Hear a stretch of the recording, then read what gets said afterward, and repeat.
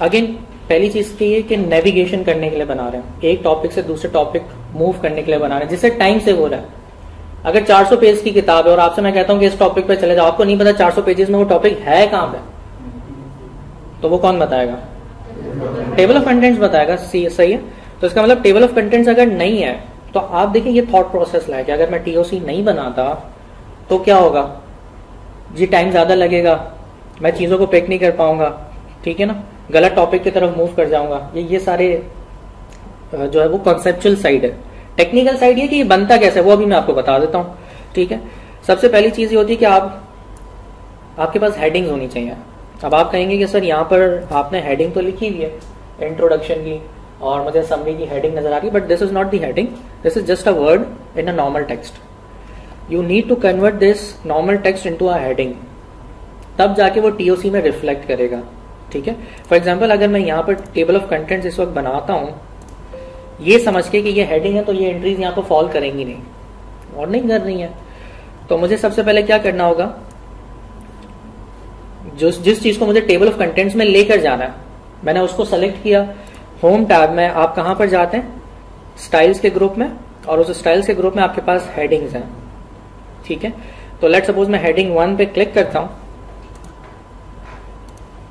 ये हेडिंग में कन्वर्ट हो गया। इसके बाद आप इसका साइज, आप इसका कलर, आप इसका फॉन्ट स्टाइल चेंज कर सकते हो, doesn't matter, it will remain heading.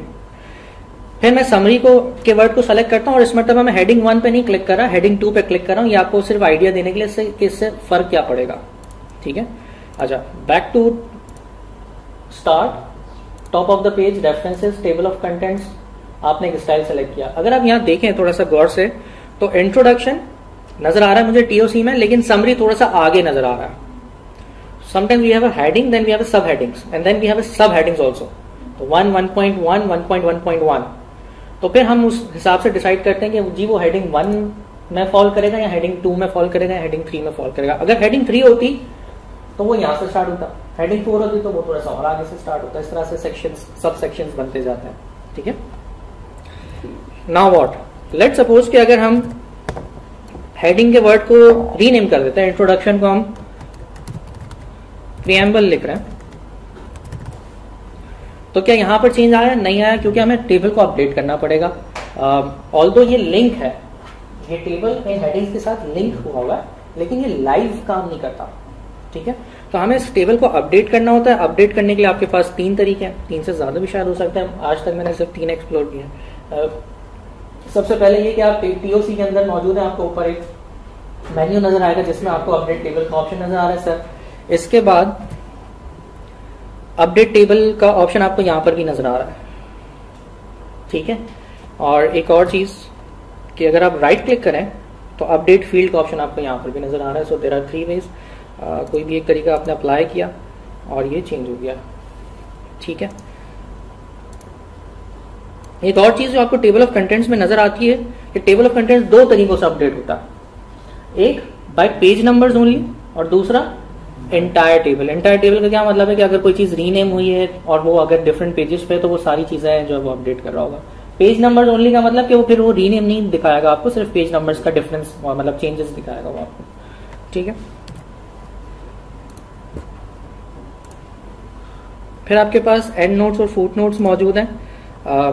Again देखिए, वो सारे सेक्शंस चाहे एक्सेल हो, वर्ड हो या पावर पॉइंट हो, उन तमाम टैब्स के वो सेक्शंस जिनके राइट बॉटम पे एरोज बने हुए वो आपके लिए क्रिटिकली इंपॉर्टेंट है, ठीक है। अब जैसे फुट नोट्स हैं तो मुझे पता है कि देखें टेबल ऑफ कंटेंट्स में मेरे पास कुछ फर्दर ऑप्शन नहीं है, जो चीजें बस ये है लिमिटेड, इतनी है। यानी एमसीक्यू अगर बनेगा तो इसमें से ही बनेगा, इसके अलावा कुछ और नहीं होगा, ठीक है। यहाँ तो कॉन्सेप्चुअल साइड होगी कि वो सिचुएशन में डाल दे उसको कि यार ना बनाए तो क्या होगा, बनाए तो क्या होगा।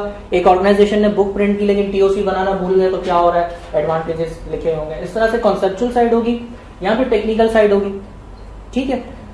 लेकिन कोई फर्दर ऑप्शन नहीं है, यहाँ पर आपको एक फर्दर ऑप्शन नजर आ रहा है, तो जरा इसको एक्सप्लोर कर लेते हैं कि जी अगर फुट नोट और एंड नोट की विंडो को अगर हम ओपन करें तो हम ये कह सकते हैं कि फुट नोट्स बाय डिफॉल्ट कहाँ होते हैं, bottom of the page, bottom of the current page जहां पर हमने उसको बनाया है। और एंड नोट्स हमेशा कहाँ होते हैं, एंड ऑफ द डॉक्यूमेंट। अगर 100 पेजेस है तो सारे एंड नोट्स मुझे 100 पेज के ऊपर ही नजर आएंगे, सारे बीच में कहीं भी नहीं होंगे, लेकिन ये सिर्फ लिमिटेड नहीं है, हमारे पास और भी ऑप्शन है कि हम इसको मूव करवा सकते हैं। ठीक है, फिर आपके पास कन्वर्ट का एक ऑप्शन मौजूद है। जब मैं यहाँ पर फुट नोट या एंड नोट बनाऊंगा तो आप उन फुट नोट्स और एंड नोट्स को कन्वर्ट भी कर सकते हैं। लेट्स सपोज आपने 2 फुट नोट्स क्रिएट किए, आपको वो फुट नोट्स नहीं बनाना था, आपको तो एंड नोट्स बनाना था। तो आप ऐसा नहीं करोगे कि मैन्युअली उसको डिलीट किया फिर से जाके शुरू से उस पूरे प्रोसेस को रन किया, आपने उसको कन्वर्ट कर दिया, चेंज कर दिया।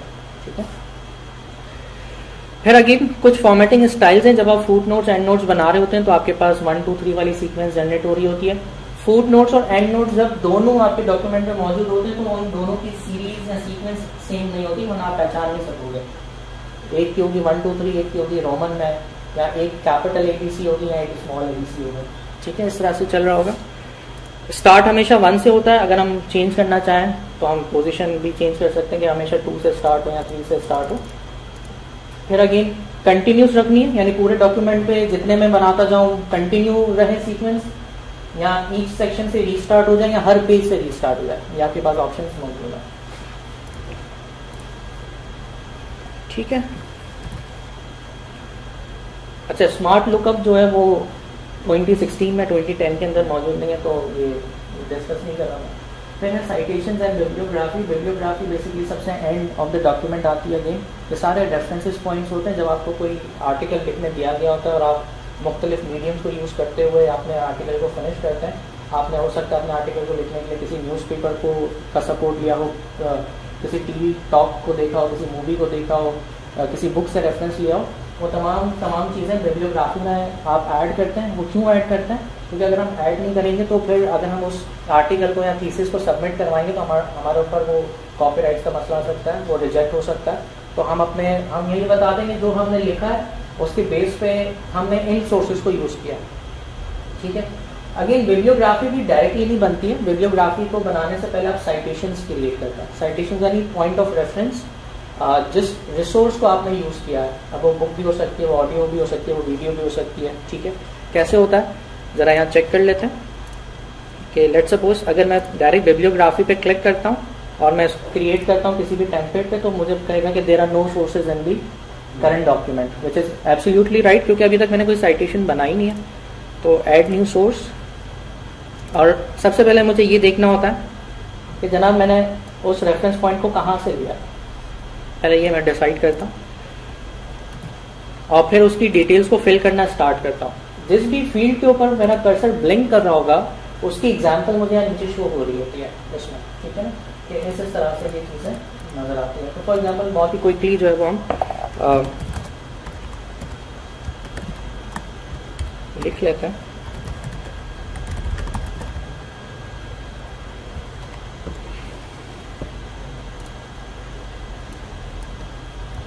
ठीक है, और अब यहाँ पर मैं बिब्लियोग्राफी क्रिएट कर रहा हूँ। तो मेरे पास बिब्लियोग्राफी में एक रेफरेंस पॉइंट आया कि जनाब ये एक राइटर है, इन्होंने इस ईयर ये बुक पब्लिश की है, बुक का नाम ये है, सिटी का नाम ये है, ये जिस स्टाइल में लिखा गया। अब आप ये कहेंगे सर इसमें पहले सबसे पहले राइटर का नाम आया फिर जिस साल वो पब्लिश हुई है। मैं ये चाहता हूँ नहीं, ऐसा नहीं होना चाहिए। पहले किताब का नाम आना चाहिए फिर बाद में राइटर का नाम आना चाहिए। तो आप इसकी सीक्वेंस को ब्रेक नहीं कर सकते, यानी आप ये खुद मैनुअल नहीं लिखते, सिस्टम आपको लिख के देता है। तो जब सिस्टम लिख के देता है तो सिस्टम के पास कुछ स्टाइल्स हैं।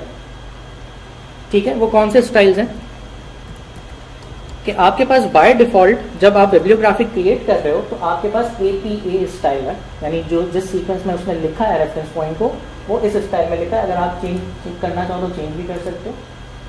शिकागो स्टाइल है, चिकन है, MLA स्टाइल है, ये सारे वो स्टाइल्स हैं जो तकरीबन मास्टर्स के अंदर जब थीसिस क्रिएट करते हैं तब वहाँ काम आता है। ठीक है, एज एन ऑडिटर्स कभी बहुत कम आपको जो है उन चीज़ों की जरूरत पड़ेगी, लेकिन क्योंकि हम एग्जामिनेशन पॉइंट ऑफ व्यू से पढ़ रहे हैं तो हमें पता होना चाहिए कि ये बहुत सारे स्टाइल्स हैं जो डिफरेंट तरीके से लिखकर हमें किसी रेफरेंस पॉइंट को दिखा रहे होते हैं डॉक्यूमेंट के अंदर, बिब्लियोग्राफी के अंदर। नहीं, हमारे डॉक्यूमेंट में बहुत सारे ऑब्जेक्ट्स हों और उनका इंडेक्स बनाना हो तो वो कौन बना के देगा मुझे? Table of figures. ठीक है, क्या मेरे डॉक्यूमेंट में कुछ पिक्चर्स हैं तो वो पिक्चर्स मैं यहाँ इंसर्ट करूंगा और फिर उसके कैप्शंस जो है वो क्रिएट करूंगा। क्रॉस रेफरेंस क्या होता है? क्रॉस रेफरेंस बिल्कुल देखिए, दो अंग्रेजी के अल्फाज हैं, बहुत कंफ्यूज होने की जरूरत नहीं है। न्यूज़पेपर्स की मैं एग्जांपल देता हूं अपने वर्कशॉप्स के अंदर कि आप इंग्लिश न्यूज़पेपर पढ़ें या उर्दू न्यूज़पेपर पढ़ें, हेडिंग दी हुई है फ्रंट पे और नीचे लिखा हुआ है कि बकाया सफा नंबर 2 पे, तो वो क्या है, जो सेंटेंस वो जो लिखा हुआ है वो क्रॉस रेफरेंस है कि भाई इस न्यूज को जब आप जो फ्रंट पे जो पढ़ रहे हो उसको अगर डिटेल में पढ़ना है तो आप जनाब इस पेज पे चले जाएं। इसी तरह से आपकी स्टडी टेक्स्ट के अंदर भी बहुत सारी जगहों पे क्रॉस रेफरेंस दिए हुए हैं, अब आपको समझ आएंगे थोड़े टाइम बाद, ठीक है, कि जी इसका डिस्क्रिप्शन पढ़ने के लिए जी आप इस पेज नंबर पे चले जाएंगे, क्या है ये क्रॉस रेफरेंसेस है, ठीक है।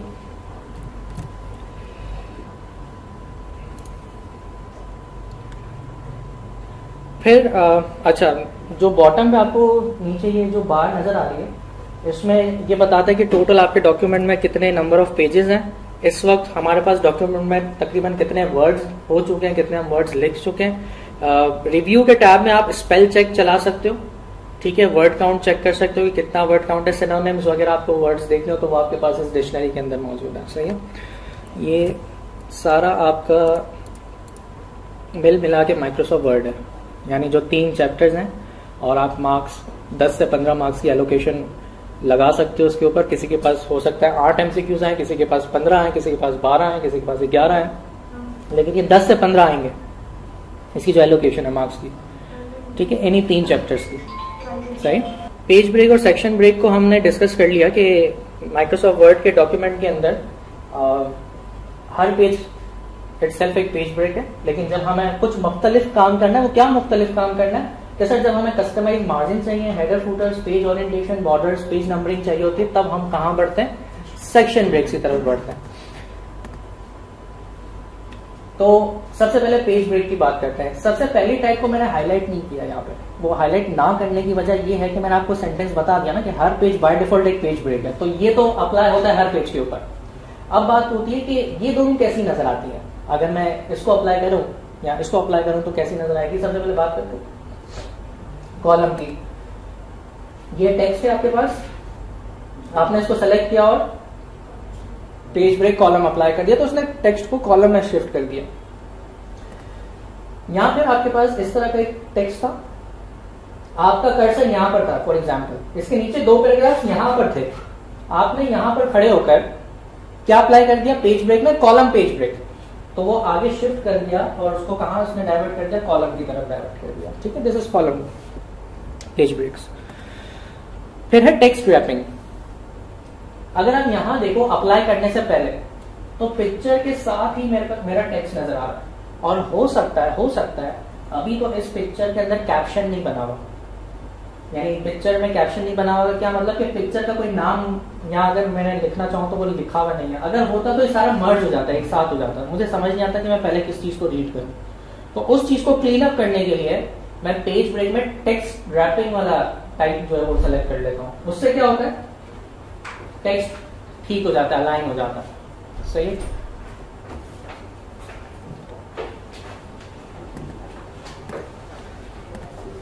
फिर है आपके पास बहुत important topic pagination.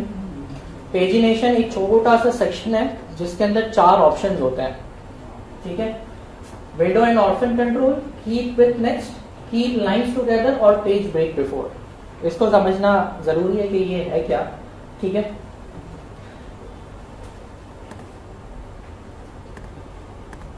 Keep with next की बात करते हैं सबसे पहला, ठीक है, कि ये क्या करता है। फॉर एग्जाम्पल मैं एक डॉक्यूमेंट लिख रहा हूं, मैं एक लॉयर हूं और मैं एक लीगल डॉक्यूमेंट बना रहा हूं, तो जब मैं लीगल डॉक्यूमेंट बना रहा हूं फॉर एग्जाम्पल वो 4 पेजेस का है, ठीक है, मैंने टाइप करना स्टार्ट किया और जब मैंने दूसरा पेज लिख रहा था मैं, तो जैसे मैं दूसरे पेज के बॉटम पर आया मैंने पैराग्राफ लिखा, पैराग्राफ एंड हो गया, मैं आ गया तीसरे पेज की तरफ, तीसरे पेज के स्टार्ट में मैंने एक पैराग्राफ लिखा। फिर मैंने ये रियलाइज किया कि as a lawyer legal person जो पैराग्राफ पेज 2 पे बॉटम पे लिखा हुआ है और जो पैराग्राफ पेज 3 पे टॉप पे लिखा हुआ है वो एक ही पेज पे होना चाहिए, क्योंकि उसका कनेक्शन बनेगा नहीं। तो जब हमें ऐसा लगता है कि हमें 2 पैराग्राफ्स को एक सिमिलर पेज पे रखना चाहिए, वो पेज कोई भी हो सकता है, page 2, page 3, page 4, page numbers की कोई रिस्ट्रिक्शन नहीं होती है। जब हमें 2 पैराग्राफ्स को एक ही पेज पे रखना है तो हम कौन सा ऑप्शन यूज करते हैं, कीप विथ नेक्स्ट का। इसकी एग्जाम्पल देखिए, ये एक पैराग्राफ है, ये दूसरा पैराग्राफ है। एज अ लीगल पर्सन मुझे ऐसा लगता है कि या तो मैं इस पैराग्राफ को भी यहां ले जाऊं और इन दोनों को एक साथ रखूं, या फिर मैं इसको यहां पर कर दूं और इन दोनों को एक साथ रखूं। जब ऐसी सिचुएशन होती है तो हम क्या यूज करते हैं, कीप विथ नेक्स्ट। उससे क्या होता है, यहाँ तो ऊपर वाले पेजेस में दोनों साथ हो जाएंगे अगर स्पेस होगी तो, यहाँ पे नीचे वाले पेज में दोनों एक साथ हो जाएंगे। तो इसका मतलब कीप विथ नेक्स्ट पैराग्राफ्स को एक साथ रखने के लिए इस्तेमाल किया जाता है। ठीक है, फिर है कीप लाइन्स टुगेदर। इसकी एग्जांपल क्या है कि लेट सपोज मैंने पेज 2 पे 2 लाइनें लिखी बॉटम पे, मेरा पैराग्राफ एंड नहीं हो रहा था लेकिन जगह खत्म हो गई और वो बाकी का पैराग्राफ बढ़ गया पेज 3 के ऊपर, डिसकंटिन्यूएशन हो गई ना, मतलब वो तो कंटिन्यू नहीं हो रहा, मुझे तो पूरा पैराग्राफ या तो पेज 2 पे चाहिए या पेज 3 पे चाहिए, स्पेसिफिक पैराग्राफ की बात कर रहा हूं। तो जरा देखिए, पैराग्राफ यहां तक लिखा मैंने, मजीद लिखना था लेकिन जगह नहीं थी, नेक्स्ट पेज की तरफ शिफ्ट हो गया, मुझे इसको एक साथ रखना था, तो मैंने इस ऑप्शन को यूज किया। कौन सा ऑप्शन को यूज किया, कीप लाइन्स टुगेदर। बात क्लियर हो रही है। फिर पेज ब्रेक्स में ऑर्फन और विडो, यानी पेजिनेशन में ऑर्फन और विडो जो है वो 2 टाइप्स हैं। मैं हमेशा स्टूडेंट से ये कहता हूं कि कोई एक टाइप याद करके जाओ, बाकी दूसरा अपोजिट है, दोनों याद करके जाओगे एग्जाम में कंफ्यूज हो जाते हो। ठीक है, तो कोई एक याद करके चले जाओ। ऑर्फन यहाँ पर लिखा हुआ है, ऑर्फन में क्या हो रहा है कि एक पैराग्राफ पेज 1 के बॉटम पे है लेकिन ये एंड नहीं हो रहा था, इसकी आखिरी लाइन चलेगी दूसरे पेज के ऊपर। ठीक है, तो इस बिहेवियर को क्या कहते हैं, ऑर्फन। और विडो कि नया पैराग्राफ स्टार्ट हो रहा है बिल्कुल नीचे से लेकिन एक ही लाइन। एक बात याद रखना, अगर यहाँ 2 लाइन होती ना, अभी आपको क्या नजर आ रहा है कि नया पैराग्राफ है और इसकी पहली लाइन है, अगर यहाँ 2 लाइन होती या 3 लाइन होती तो फिर ये विडो ऑर्फन वाला केस नहीं होता, फिर वो कीप विद। हाँ, समझ में आई बात। विडो का मतलब ये कि जरूरी ये है कि एक लाइन हो पेज के बॉटम और बाकी दूसरे पेज पे, और इसी तरह से ऑर्फन में भी यही शर्त है कि आखिरी लाइन दूसरे पेज पे, बाकी पहले पेज पे। सही है, कोई कंफ्यूजन यहां तक अब समझ में आ रही है चीजें।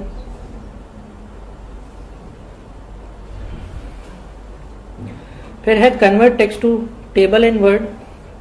This is just similar like आपने अगर डेटा इंपोर्ट पढ़ा होगा, टेक्स्ट की फाइल को कैसे इंपोर्ट करते, तो वो सिमिलर है माइक्रोसॉफ्ट वर्ड और एक्सेल के अंदर। यहाँ पर जल्दी से क्रिएट कर लेते हैं।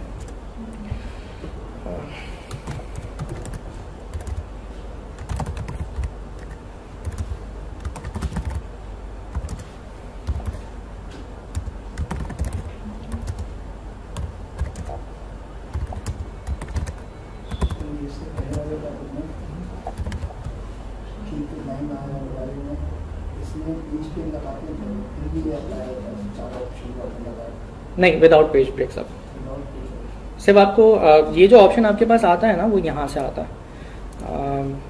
यहाँ से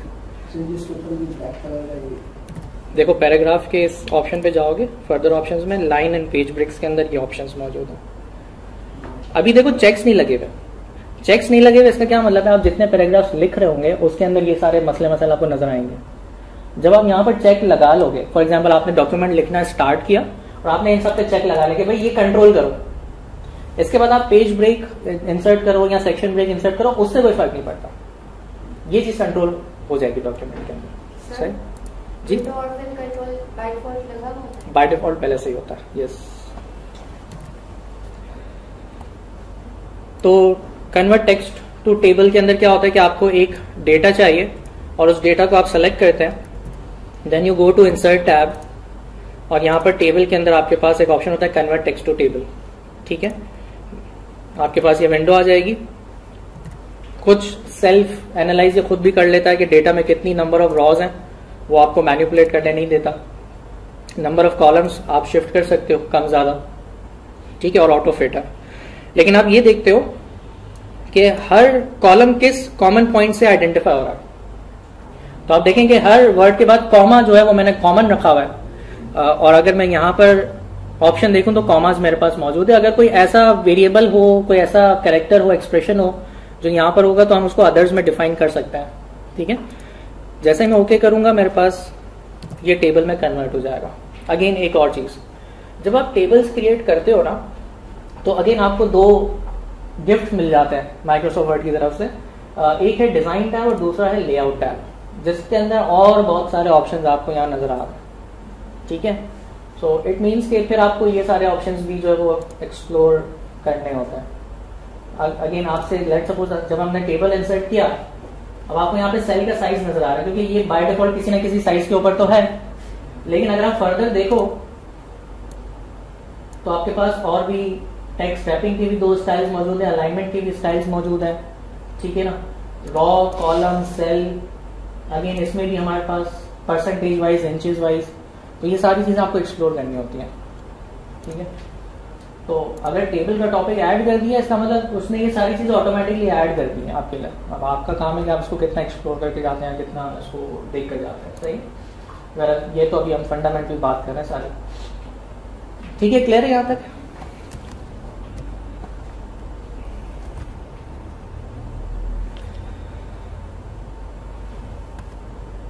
ओके, फिर है इंडेंट्स आपके पास, ठीक है। इंडेंट्स भी यही है कि आप पैराग्राफ लिखते हो, पैराग्राफ सेलेक्ट करते हो, उसके बाद आप इंडेंट्स के थ्रू प्ले कर सकते हो। अगर आपको पैराग्राफ की पहली लाइन को थोड़ा सा आगे की तरफ लेकर जाना है तो अगेन वो जुगाड़ होता है ना, space bar space bar space bar space bar, हाँ सही। तो एक शॉर्टकट की होती है टैब, टैब से क्या होता है वो 6-7 स्पेसेस आगे चला जाता है, but you need to have like more than half of the line space. तो आपको क्विक वे मेथड चाहिए तो आप फर्स्ट लाइन इंडेंट को जो है वो आगे ड्रैग कर लेते हो, तो वो आपकी फर्स्ट लाइन आगे चले जाती है पैराग्राफ में। इसी तरह से लेफ्ट इंडेंट है, लेफ्ट इंडेंट क्या करता है, पूरे पैराग्राफ को लेफ्ट साइड से आगे की तरफ राइट साइड पे लेके जा रहा होता है। हैंगिंग इंडेंट क्या है, फर्स्ट लाइन को छोड़ के बाकी की लाइंस को आगे की तरफ लेकर जा रहा होता है, सही। ये सारे इंडेंट्स हैं। अगर आप इंडेंट्स के नाम भूल गए हो फॉर एग्जाम्पल, तो आप अपना कर्सर रखोगे तो वो ब्लैंक हो जाएगा और आपको नाम नजर आ जाएगा, सही। फिर आपके पास होते हैं कुछ टैब्स होते हैं, ठीक है ना। जब आप अपनी सीवी या रिज्यूमे बनाते हैं या कोई आप एक डॉक्यूमेंट क्रिएट करते हैं तो आपको उसको स्ट्रक्चर फॉर्मेट में लिखना होता है। अभी भी क्या होता है, लोग सीवी बनाते हैं और अगर उनको इस तरह की फॉर्मेटिंग करनी होती तो वो स्पेस बार यूज कर रहे होते हैं, space bar space bar space bar, फिर कैलकुलेट करते हैं, अच्छा स्पेस बार, अच्छा यहाँ तक आगे इसके नीचे आया नहीं, थोड़ा सा आगे करना है, फिर स्पेस बार रिमूव किए। तो ये सारी चीजें क्या टाइम कंज्यूमिंग है सारी, तो हम इस काम को जल्दी कैसे कर सकते हैं, टैब्स के थ्रू, ठीक है। तो आपके पास ये कुछ टैब्स होते हैं, left tab, centre tab, right tab, decimal tab, bar tab. Bar tab आपकी स्टेट टेक्स्ट में नहीं लिखा हुआ, लेकिन वो जस्ट एक लाइन ड्रॉ करता है, ठीक है, जिसकी एग्जांपल मैं आपको यहाँ दिखाता हूँ। यहाँ आपको ज्यादा क्लियर हो जाएगी, ठीक है। लेट्स सपोज एक सीवी या रिज्यूमे क्रिएट हो रहा है और लेफ्ट टैब, ठीक है, यानी अब मैं जितनी भी यूनिवर्सिटीज के नाम लिख रहा हूँ वो यहाँ से देखने अलाइनमेंट बिल्कुल प्रॉपर है, मुझे अंदाजा नहीं लगाना कितने स्पेस बार आगे। सेंटर टैब, जितनी भी क्वालिफिकेशंस या जो भी जिस ऑर्गेनाइजेशन से किया वो सेंटर में है। राइट टैब का मतलब ये कि यहाँ खत्म हो जाएगा, इससे आगे नहीं जाएगा टेक्स्ट मेरा, तो जब मैं प्रिंट करूंगा तो वो बिल्कुल प्रॉपर अलाइनमेंट में होगा, ठीक है। बार टैब क्या कर रहा है, एक लाइन ड्रॉ कर रहा है आपके पास, जिस तरह से आप टेक्स्ट लिखते जाओगे। फुट नोट्स, एंड नोट्स का कॉन्सेप्चुअल व्यू मैं आपको यहाँ बता रहा हूँ। टेक्निकल साइड तो आप क्रिएट करके देख सकते हो कि कैसे क्रिएट किया जाता है, वो इतना मुश्किल नहीं है। कॉन्सेप्चुअल क्या हो सकता है कि फुट नोट्स और एंड नोट्स हम कब बनाते हैं, जब हमें एडिशनल इन्फॉर्मेशन देनी है। क्योंकि लेट सपोज आपने फुट नोट बनाया, एक पैराग्राफ है, उस पैराग्राफ में 4 सेंटेंसेस हैं, सेंटेंस नंबर 2 के बाद आपको कुछ मजीद इन्फॉर्मेशन बतानी है यूजर को, लेकिन आप किसी और हिस्से में बताना चाह रहे हैं, तो जब एक्स्ट्रा इन्फॉर्मेशन है तो आप एक्स्ट्रा स्पेस कंज्यूम करते हो उस फुट नोट्स और एंड नोट्स को क्रिएट करने के लिए। कैसे यूज किए जाते हैं, डॉक्यूमेंट के रेफरेंसेस के तौर पे यूज किए जाते हैं। कहाँ ज्यादा यूज किए जाते हैं, साइंटिफिक एकेडमिक पेपर्स के अंदर ज्यादा यूज किए जाते हैं, ऑडिट रिपोर्ट्स के अंदर भी यूज किए जाते हैं, ठीक है। Use less often in business documents, business documents में बहुत कम होता है। ये क्या करता है, एक नंबर क्रिएट करता है जो आपके या तो बॉटम ऑफ द पेज होगा या एंड ऑफ द पेज होगा, ठीक है। Okay, endnotes are identical except appear at the end of the document और सेक्शन, ठीक है। इसी तरह से ऐड करने का तरीका तो आसान है। हाँ, साइटेशन एंड बिब्लियोग्राफीज क्या होती है, जो रिसोर्स बताते हैं कि आपने कौन सी रिसोर्स से उस पॉइंट को कैप्चर किया है, eight the end of the document हमेशा होगा वो, ठीक है। फॉर्मेटिंग स्टैंडर्ड्स हैं आपके पास जो मैंने आपको बताया, ठीक है। Citations are mark in the document, source information is entered and can be reused. हाँ, एक और चीज कि जितनी भी आप साइटेशन, ये एक अच्छा पॉइंट याद आइए कि जितनी भी साइटेशंस आप बनाते हो, लेट्स सपोज आपने एक डॉक्यूमेंट ओपन किया, उसमें साइटेशंस क्रिएट की, डॉक्यूमेंट सेव किया, बंद कर दिया, अब आपने एक नया डॉक्यूमेंट खोला तो साइटेशंस स्टोर हो जाती हैं परमानेंटली, डिलीट नहीं होती, डिलीट करनी पड़ती है, डिलीट हमें खुद करनी पड़ती है। तो इसका मतलब कि अगर कोई साइटेशन हमने डॉक्यूमेंट ए के लिए बनाई है और अगर हम उस डॉक्यूमेंट ए की साइटेशन को डॉक्यूमेंट सी में रेफर करना चाहते हैं तो हम यूज कर सकते हैं। तो ये जो लिस्ट क्रिएट होती है साइटेशंस की, इसे हम कहते हैं मास्टर लिस्ट, जहां पे सारी साइटेशन स्टोर हो जाती हैं। फॉर एग्जाम्पल आपने अभी ये सितंबर चल रहा है, राइट, सितंबर में आपने 5 साइटेशन क्रिएट की, आपने अक्टूबर में भी डॉक्यूमेंट यूज किया, 2 साइटेशन बनाई, 7 हो गई, नवंबर में भी 2 बनाई, 9 हो गई, दिसंबर में आपके पास ये 9 की 9 स्टोर हुई भी होंगी। बोलने का मतलब ये, यानी एक मास्टर लिस्ट क्रिएट हुई भी जिसमें ये परमानेंटली स्टोर हो गई है। अगर आपको डिलीट करना है तो आपको मैनुअल डिलीट करना पड़ेगा इसको। इसका मतलब बिटवीन द क्रॉस डॉक्यूमेंट्स आप इस साइटेशंस को यूज कर सकते हो। ठीक है, कैसे क्रिएट किया जाता है वो मैंने आपको बता दिया।